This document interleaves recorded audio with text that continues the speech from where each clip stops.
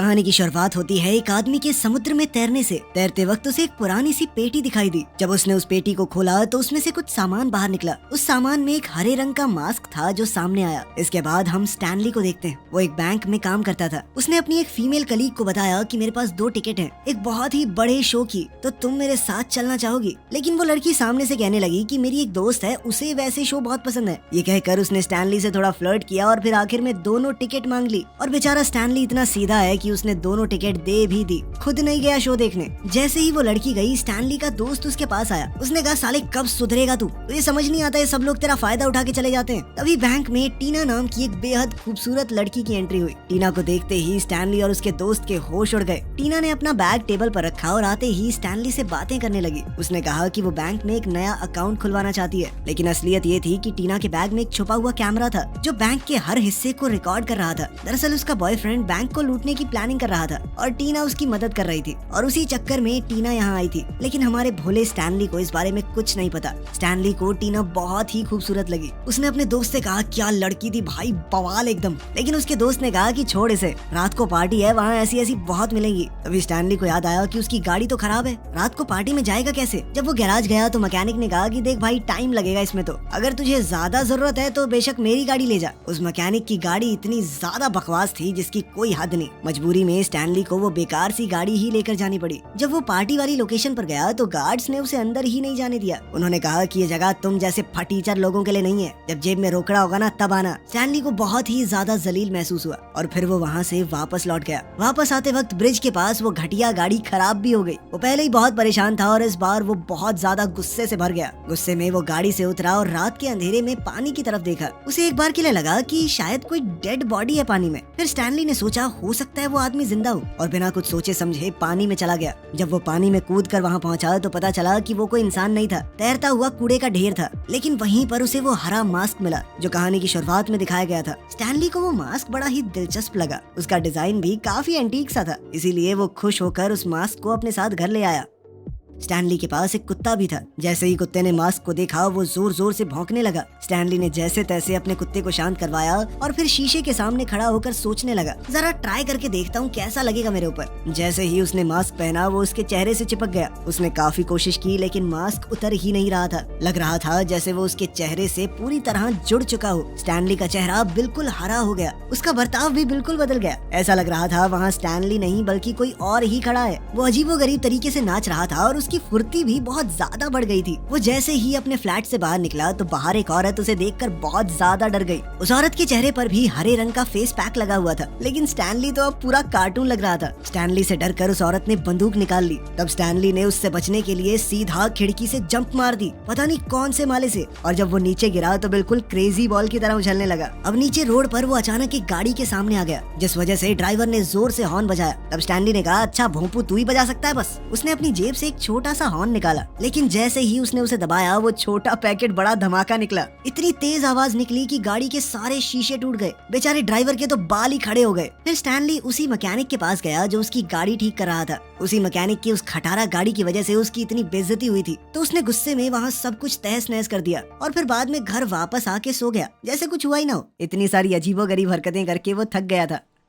अगले दिन जब स्टैनली उठा तो उसका चेहरा वापस से नॉर्मल हो गया था। पता नहीं कैसे उसने मास्क को हटा दिया था। जब उसने शीशे में खुद को देखा तो उसे रात की कुछ चीजें टुकड़ों में याद आई। उसने सोचा कि शायद ये सब सिर्फ एक सपना था। तभी उसके फ्लैट के दरवाजे पर किसी ने दस्तक दी। ये एक पुलिस वाला था। उसने पूछा कि क्या कल रात का तुम्हें कुछ भी याद है? उसके साथ वो औरत भी थी जो स्टैनली को देखकर डर गई थी। उसी ने पुलिस को बुलाया था कि एक हरे मास्क वाला आदमी कल यहाँ पर घूम रहा था। बहुत ज्यादा डरावना था वो। स्टैनली अंदर ही अंदर समझ गया कि वो उसी की बात कर रहे हैं, पर उसने कहा कि सर मुझे कुछ नहीं पता, मैं तो आराम से सो रहा था। पुलिस वाला ये सुनकर वहाँ से चला गया। स्टैनली ने मास्क उठाया और कहा कि ये मुझसे अजीबोगरीब काम करवा रहा है, मुझे ठीक नहीं लग रहा है मास्क। ये कहकर उसने मास्क को खिड़की से बाहर फेंक दिया और फिर खुद भी कमरे से चला गया। लेकिन वो मास्क खुद ब खुद कमरे में वापस आ गया। फिर स्टैनली अपने ऑफिस में गया और बैंक के मैनेजर ने उसे खूब डांटा। लेट क्यों आया? तेरे बाप का बैंक है ये। स्टैनली ने कहा, भी सर मेरी तबीयत खराब थी, रात को ढंग से सो नहीं पाया। और उस मैनेजर ने उसकी एक नहीं सुनी और ज्यादा सुनाने लगा। घर पहुंचकर भी स्टैनली बहुत उदास था और एकदम चुप रहा। तभी उसकी नजर एक अखबार पर पड़ी। उसमें टीना की फोटो थी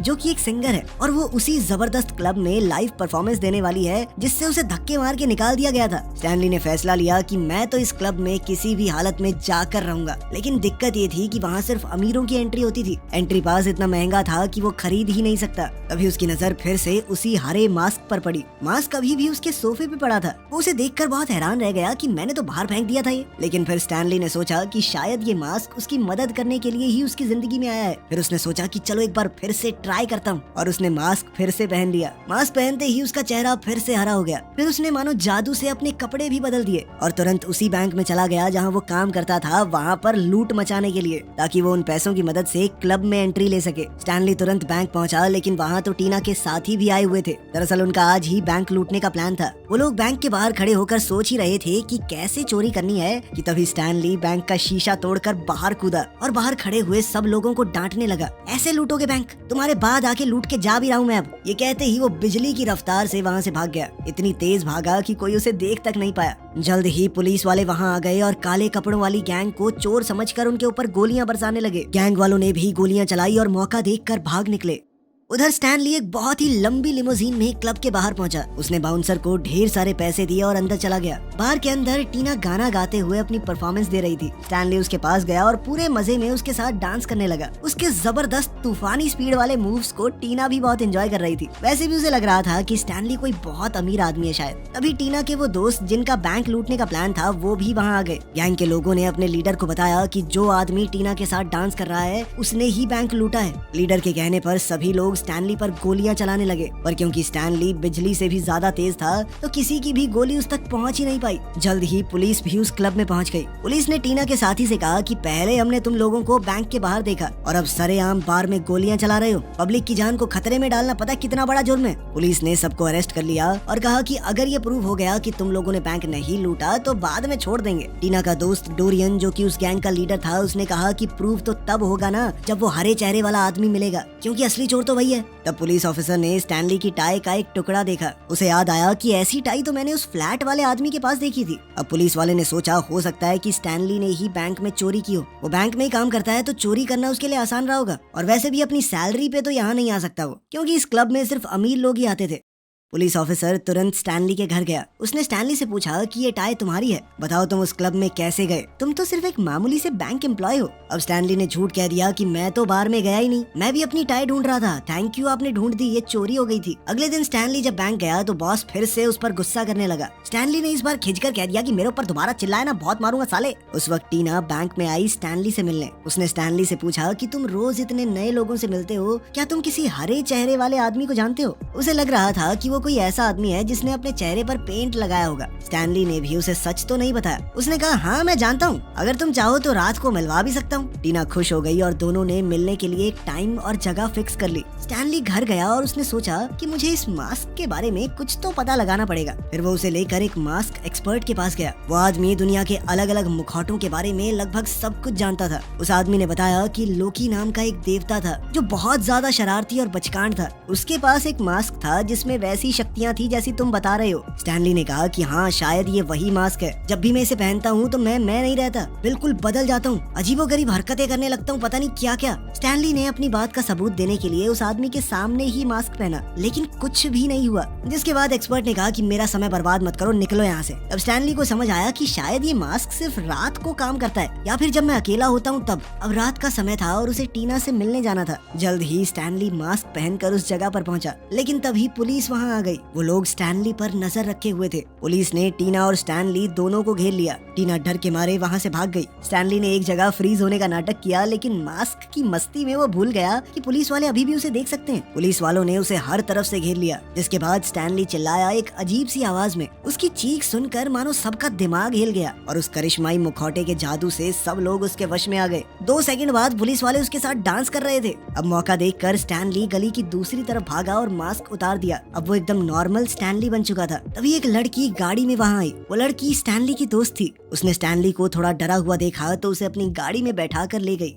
ये लड़की पेशे से एक रिपोर्टर है। उसने कहा कि मैं तुम्हारी कहानी दुनिया को बताऊंगी, मुझे बताओ क्या हुआ। स्टैनली बेचारा सीधा सच्चा इंसान, उसने सब कुछ सच सच बता दिया उस लड़की को। मेरे पास एक मास्क है, जब भी उसे पहनता हूँ बदल जाता हूँ पूरी तरह। अब तो पुलिस भी मुझे ढूंढ रही है। लेकिन यहाँ से कहानी में एक खतरनाक ट्विस्ट आया। स्टैनली ये नहीं जानता था कि वो रिपोर्टर लड़की भी स्टैनली को धोखा दे रही है। दरअसल वो लड़की भी डोरियन की गैंग से मिली हुई थी। डोरियन ने उस रिपोर्टर को पैसे दिए थे ताकि वो स्टैनली को उसके पास ले आए। उसने वादा किया था कि इसके बदले में उसे बहुत बड़ा इनाम मिलेगा। इसके बाद गैंगस्टर्स ने स्टैनली को पकड़ा और बहुत टॉर्चर किया, बेचारे को उल्टा लटका दिया। जल्द ही डोरियन वहाँ पहुंचकर स्टैनली से पूछताछ करने लगा। बताओ ये मास्क कैसे काम करता है, अगर नहीं बताया तो जान से जाओगे। स्टैनली ने कहा कि भैया प्यार से पूछ के भी देख लेते, मैं तो ऐसे ही बता देता, मुझे छोड़ दो, बस इस मास्क को पहनना है, सब कुछ अपने आप समझ जाओगे। जैसे ही डोरियन ने मास्क पहना तो उसका चेहरा भी एकदम हरा हो गया। अब वो किसी खतरनाक विलन जैसा लग रहा था। उसके अंदर एक अलग सी ताकत आ गई थी। अब उसने सोच लिया कि ये मास्क मैं किसी भी हालत में किसी दूसरे बंदे को नहीं दूंगा। उसे डर भी था कि अगर पुलिस ने उसे वो हरा मास्क पहने हुए देख लिया तो वो उसे ही बैंक चोर समझेंगे। उसने प्लान बनाया कि स्टैनली की जेब में एक डुप्लीकेट मास्क डलवा के उसको अरेस्ट करवा देता हूँ। उसने अपने गुंडों को स्टैनली के घर भेजा ताकि वो वहाँ से वो पैसा ले आए जो स्टैनली ने बैंक से चुराया था। लेकिन स्टैनली का कुत्ता उन सबको छुप कर देख रहा था। कुत्ते ने देखा कि मेरा मालिक तो गाड़ी के अंदर बंधा हुआ है। उसके मुंह पर टेप लगी थी। जब वो चोर पैसे लेकर निकले तो स्टैनली का कुत्ता माइलो चुपके से उनका पीछा करने लगा। उधर डोरियन ने एक नकली मास्क बनवा लिया था। उसने प्लान के हिसाब से ही वो मास्क स्टैनली की पॉकेट में डाल दिया। प्लान ये था कि पुलिस को लगे कि स्टैनली ही असली हरे मास्क वाला आदमी है। उसके आदमियों ने स्टैनली को उठाया और सीधा पुलिस के सामने फेंक दिया। पुलिस वालों को उसकी जेब से मास्क मिला और बिना सोचे समझे उन्होंने उसे जेल में भेज दिया। जब टीना को इस बात का पता चला तो वो जेल गई स्टैनली से मिलने। इस बार स्टैनली ने उसे सब कुछ सच बता दिया। दरअसल मैं ही वो हरे चेहरे वाला आदमी हूँ जो तुम्हारे साथ उस दिन मस्त नाच रहा था, लेकिन वो मास्क अब नहीं है मेरे पास। तुम्हारे उस दोस्त ने वो असली मास्क छीन लिया। वो बहुत खतरनाक आदमी है, तुम्हें उसे रोकना होगा। स्टैनली ने बताया कि जितना मैं समझ पाया हूँ मास्क का असर पहनने वाले के मन पर होता है। मैं तो भोला भाला प्यारा सा आदमी हूँ, तो मैं फनी और अजीबोगरीब हरकतें करता हूँ, पर डोरियन तो बहुत ही ज्यादा बेकार आदमी है। अब वो सिर्फ बैंक नहीं पूरे शहर को लूटेगा,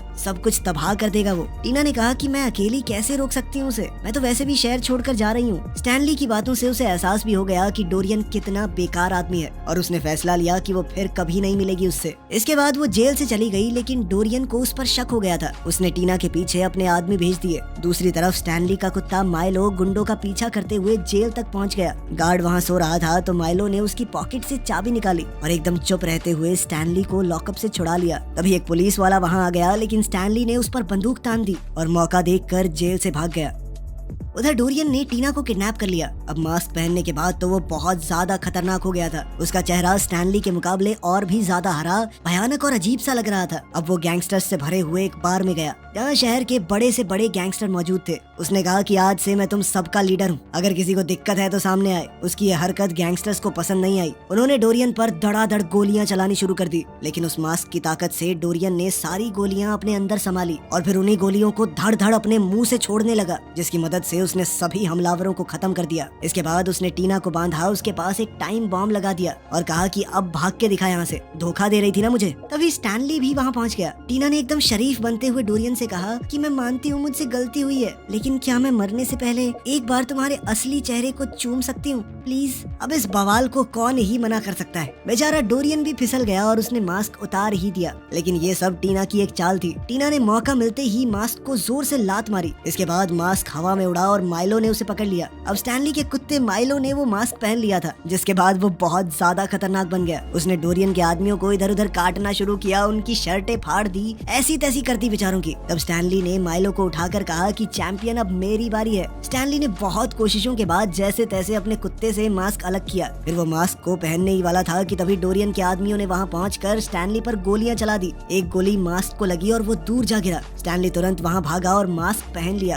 अब स्टैनली बुलेट प्रूफ बन चुका था, उसे कोई चिंता नहीं थी। उसने एक जूस का ग्लास पिया, लेकिन जहाँ जहाँ उसे गोलियां लगी थी वहाँ से जूस बाहर आने लगा। ये सब देखकर सभी बहुत ज्यादा चौंक गए। फिर स्टैनली आराम से टीना के पास गया, उसकी बॉडी से बम उठाया और उसे खा गया। बम का टाइमर जैसे ही 0 हुआ, उसके पेट के अंदर धमाका हो गया, लेकिन वो मास्क इतना ताकतवर था कि स्टैनली का कुछ नहीं बिगड़ा। तभी डोरियन स्टैनली को मारने के लिए आया, लेकिन स्टैनली ने उसे पानी में फेंककर वहाँ पेड़ पर एक टॉयलेट का हैंडल बना दिया। हैंडल के ऊपर लिखा था फ्लश। स्टैनली ने जैसे ही वो हैंडल घुमाया, डोरियन सीधा पानी में फ्लश हो गया और अब तरफ डोरियन के बह जाने के बाद पूरा शहर उसके जुल्मों से बच गया। उसने टीना को भी बचा लिया था। तभी पुलिस वहाँ आ गई और वो स्टैनली को अरेस्ट करने ही वाले थे। तभी एक आदमी जो वहाँ पर पहले से मौजूद था उसने कहा कि मैं मेयर हूँ, इस आदमी को क्यों पकड़ रहे हो, इसने तो सबको बचाया है, असली गुंडा तो कोई और था, वो पता नहीं पानी में कहाँ चला गया। पुलिस वाले ने माइलो को वो हरा मास्क ले जाते हुए देखा और कहा कि देखो वो कुत्ता मास्क लेके जा रहा है कहीं पे। मेयर ने गुस्से में कहा कि कुत्ते के ऊपर ध्यान मत दो, उस गुंडे को ढूंढो, समझे। मेयर के कहने पर पुलिस ने स्टैनली को छोड़ दिया